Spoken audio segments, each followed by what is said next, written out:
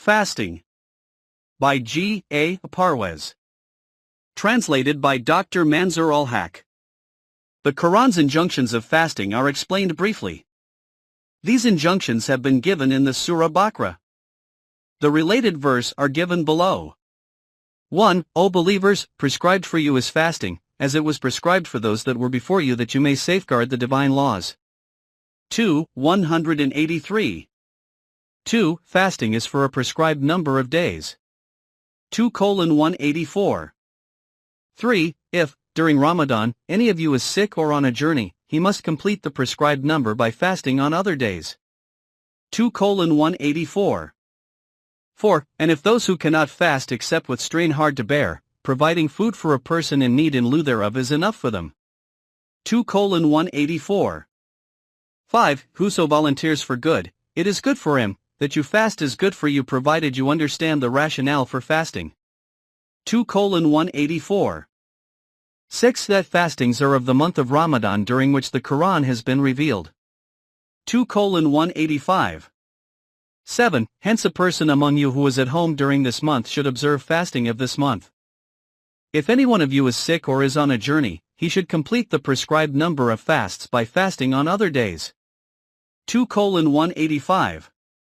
8. And eat and drink unit the white thread of the dawn becomes clear to you from the black thread, then complete the fast up to the night. 2:187.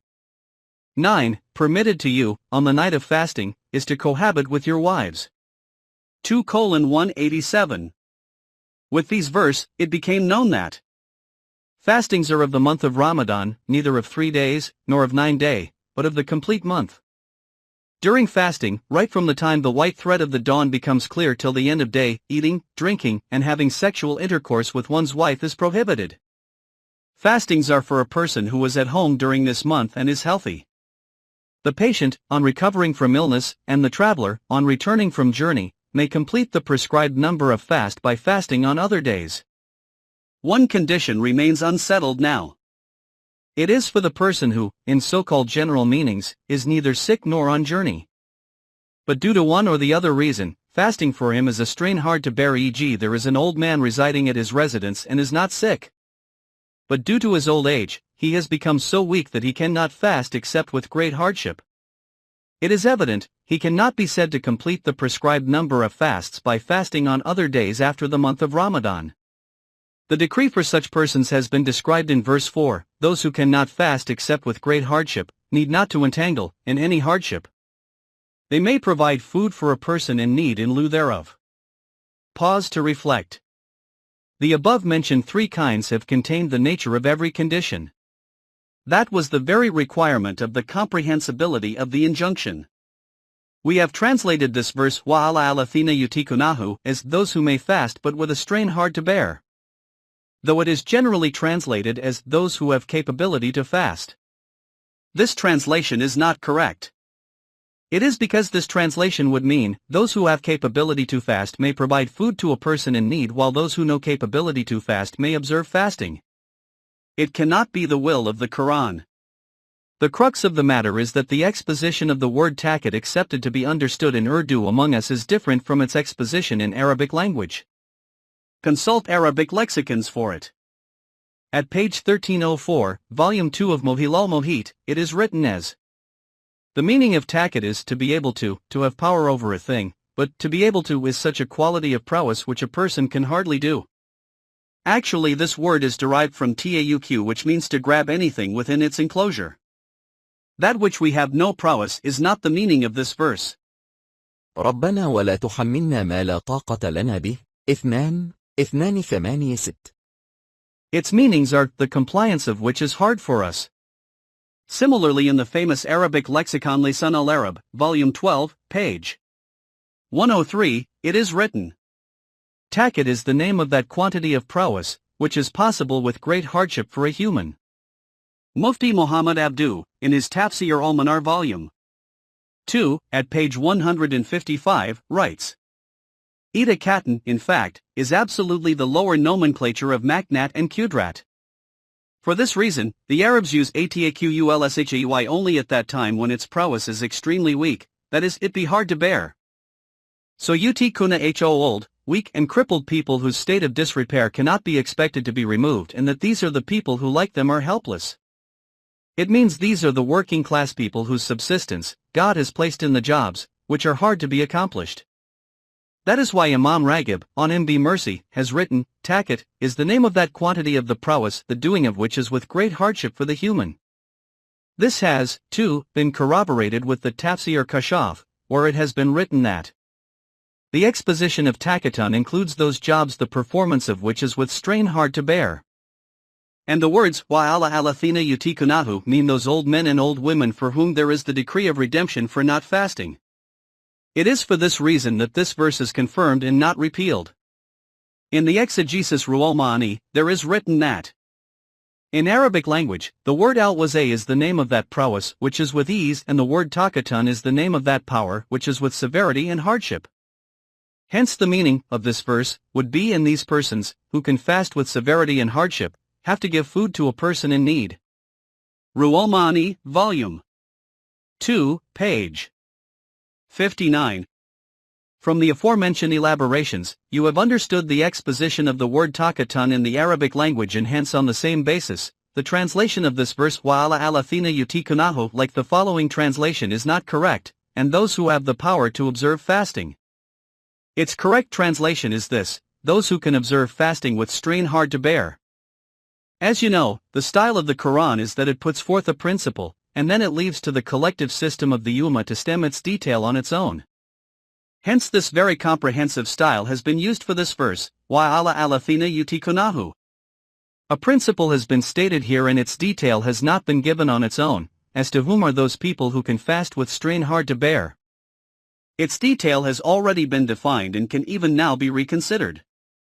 Nevertheless, in Allama Qartubi's book Jami' Ahkam al-Quran, Vol. 2, pages 368 to 369, it has been written that all the scholars agree on this contention that old men and old women, who do not even have power to fast, or can fast with severe hard labor, not to observe fasting is legitimate for them.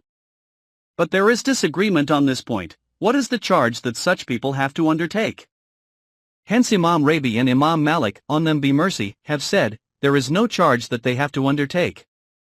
But Imam Malik has, also, said if these people give food to a person in need every day, it is desirable in my opinion.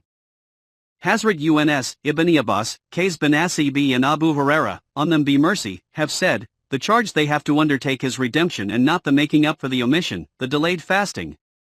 Mufti Syed Muhammad Abdu has further added to it, and has said, the verse al-azina yutikuna is intended to mean such old, weak and crippled people whose removal of their state of disrepair is not expected. In the same way those people will also be included in their category who are laborers, whose subsistence God has laced in the jobs very hard to accomplish, that is labor of the coal mining, and those criminals who are in rigorous imprisonment, and those for whom fasting is with strain hard to bear. The third category is of those people for whom fasting is with strain hard to bear due to some factors which are not expected to be removed. For example, old age, congenital weakness, employment in the jobs demanding hard labor, and chronic disease the recovery of which is not expected. And similarly those people whose cause of strain is a normal routine, for example pregnant woman and lactating woman. It is legitimate for all these people that in lieu of fasting they may give food to a person in need. The quality of the food may be equal to the average food of a normal person to fill up his/her belly.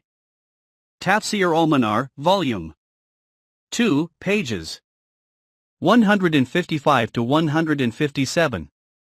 These elaborations enable to compile the following list: old man and old woman, pregnant woman, lactating woman, crippled and invalids.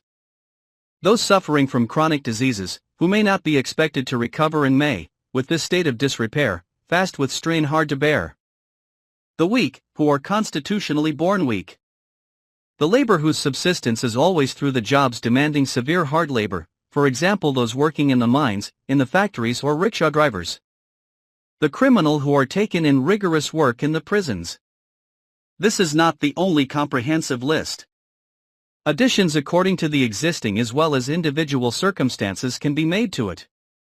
But the principle is this alone: whosoever can fast with strain hard to bear, may not fast. Briefly saying, these are the very injunctions of the Quran about fasting. Consult these verses in the Quran on your own as well. That is Surah Bakr, verse 183 to 188, 1963. Taraweh. A person from Lucknow, India, writes. The Hanafis say there are 20 rak'ahs of Taraweh to be offered daily as compulsory sunnah in Ramadan, but Al-Hadith and Shias are not convinced with it.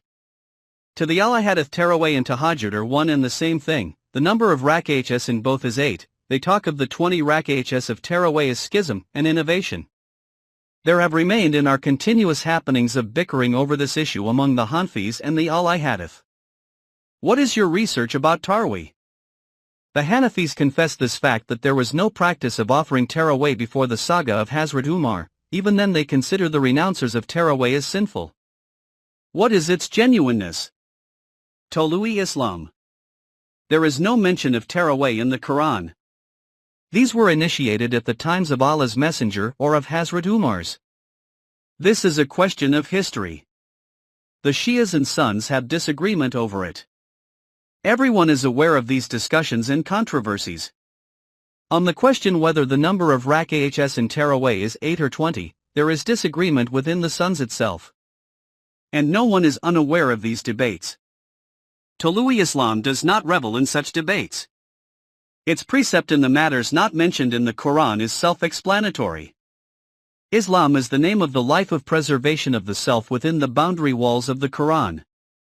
For this purpose, it is necessary that the human, Muslim, must know as to what are the boundary walls of the Quran, and along with it, he must also get himself up for self-control. The month of Ramadan is the specific instrument for inculcating and substantiating each of these two matters. In the modern terminology, call it a training camp or a refresher course. The fasting makes the human get himself up for leading striven life through self-control. And its fixing is in this month, wherein the beginning of revelation of the Quran was initiated.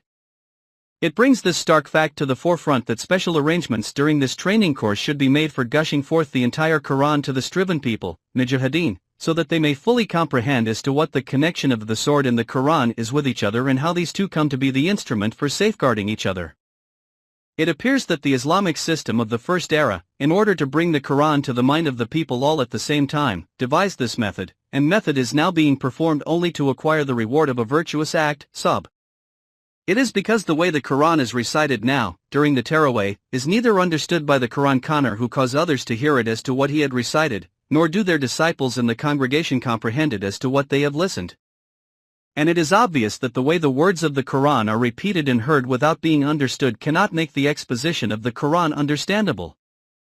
And neither it can be known which design of life it carves for us. When the system of caliphate based on the precept of Nubuwwah is established, its job will be to oversee where the revamping is essential in our traditional mores and cores. It will then be the time, whence for the correct concept of the sin and sub comes to the foreview.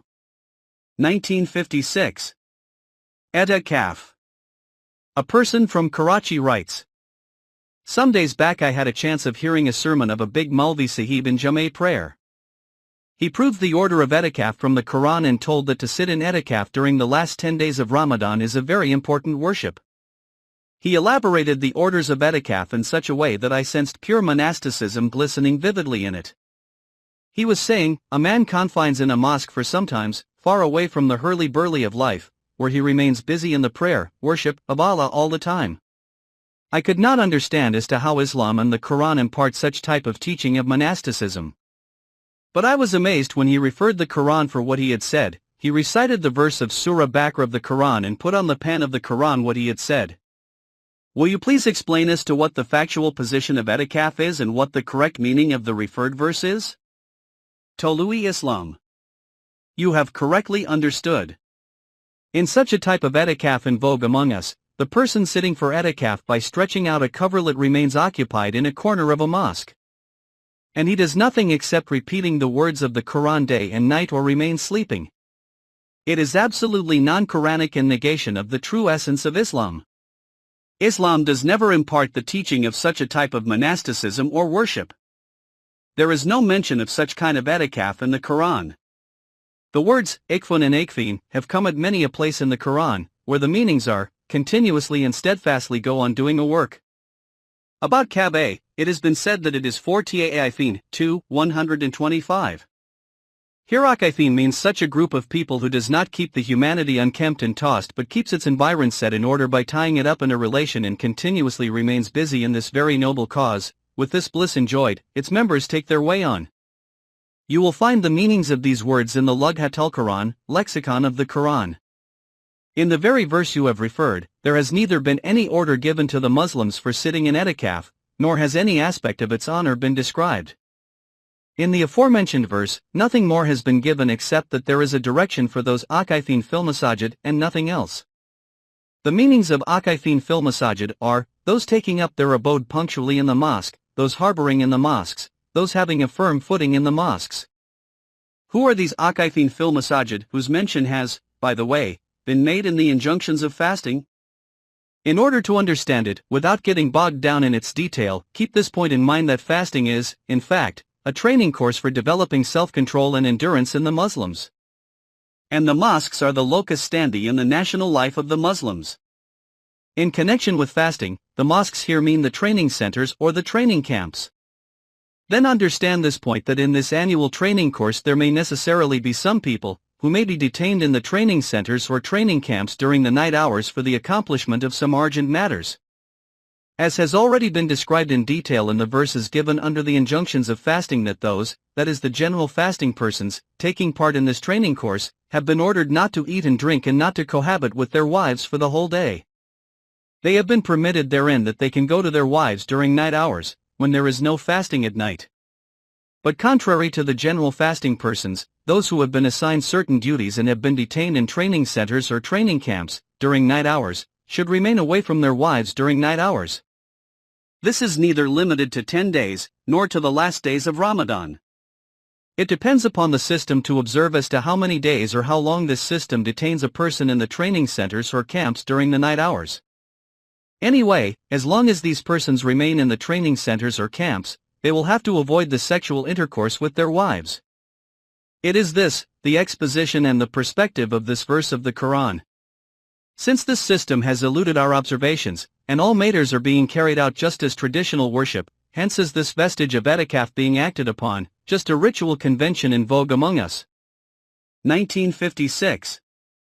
Laylatul Qadr, the night of manifestation of a new world. What are the problems before the living nations for the solutions of which their days and nights become the primary swamp of their struggle and action? And which problems are confronting the Muslim community for which the Muslims get increasingly worried about the solutions? And the solutions the priests of their religion have suggested out of their sheer benefaction are given below with the help of the two examples just for you to estimate as to what the quality of their solutions is. The following questions and their answers have been published in Sadak, Lucknow, vide its issue of July 15. What is thing known as Shah-i-Qadar? What is intended to search it out? What is its state and how does it look to be? How to seek it out? These are the very questions which continue emerging in the mind. Someone says it is the light which looks manifested during the condition of prayer and austerity, while others says it is something else. As many are the preachers, so many are the contradictory sermons. These, instead of settling the issue, pay to increase the miasma of mental agony. After consulting the exegesis of the Surah Inna Anzalna by Maulana Shabir Ahmed Usmani and the annotations of Maulana Shabir Ahmad Usmani given in the Quran, it became known that in specific commotion comes to prevail upon imbuing adequate inclination, motivation and interest during prayers and invocation. Even the consulting of Tafsir Bayan al-Quran for the meaning and exegesis of this surah could not solve this, not anymore. From the Bukhari's Ahadith of the Messengers, it became known that Shab Qadr comes to effectuate at one night, that is the night which falls in one of the odd nights of the last 10 days of Ramadan. What does come to effectuate in these nights? It is hoped you will unveil the covering so that the long-standing confusion is settled. Hope you will very kindly guide on this issue. Sadak. Shab Qadr belongs to the transcendental world. Its complete detail has not even occurred in Hadith. And whatsoever it is, we have only this thing beneficial at our disposal, and it is that what we ought to do during those nights. It is the most virtuous and the most reverend night of the year, as is the Friday, the most virtuous day of the week in Ramadan, the most reverend month of the year. In Hadith, it has been identified that it falls in the odd nights of the last 10 days of Ramadan, 21, 23, 25, 27, 29, the 5 nights. The mind of great many religious scholars goes to the 27th night. Keeping it ambiguous, unfolded the open expediency of Sharia, the religious code, that all the 5 nights, and when it becomes a habit, all the 10 nights, be lived busy in striving for the divine prayer, the invocation, and the revamping of one's self. Surely there would have been shower of special lightning and sparkling, and a few of the pious men, al-Idil, would have had the visibility of something through their material eyes. The real, the genuine, phenomenon is that maximum preparations be made for the awakening of the soul and the purification of the self, and no opportunity for supplication and benediction be lost. Tolu'i Islam. The Quran has simply said that Laylatul Qadr is that night in which the revelation of the Quran was initiated. And the Quran's revelation was started in the month of Ramadan.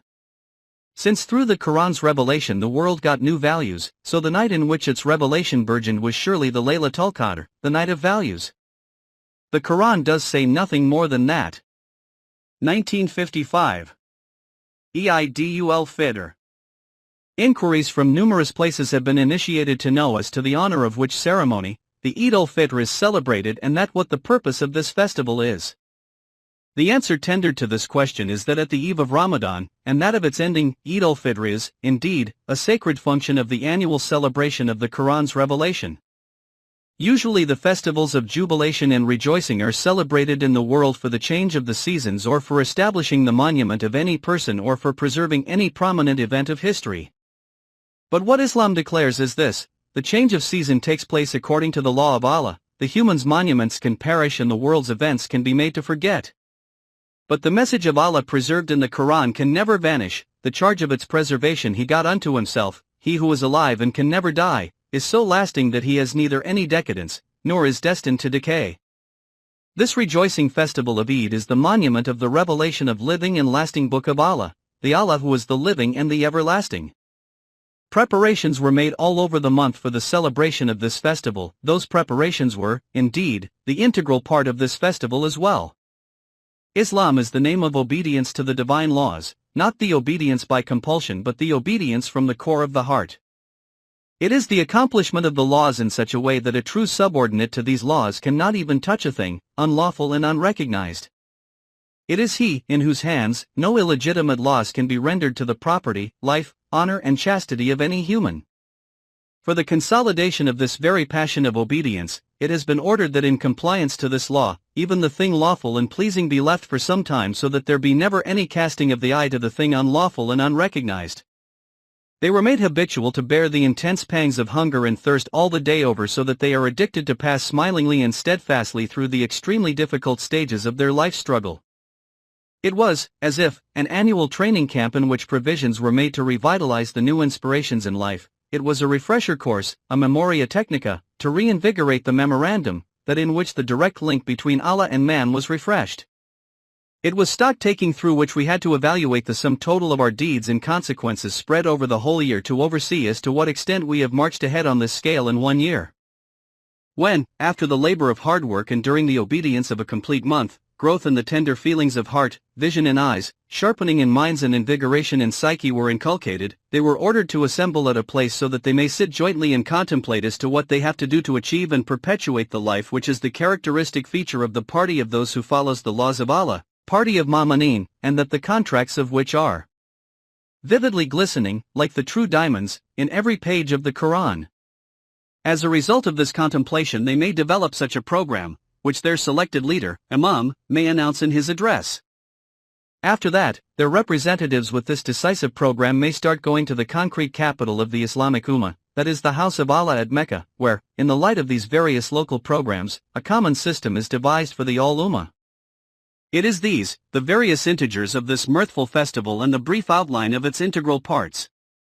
Keep these in view and then reflect how these festivals, on the basis of which there were living hopes bouncing on every facet of its vastness, and the fresh thrilling invigorating the psyche of human, have gradually transformed into the icons of rituals. According to Allama Iqbal, R. That blood no longer remain in thy veins. That heart, that craving no more in thy life. Thou hast the prayer, the fasting, the sacrifice, the Hajj.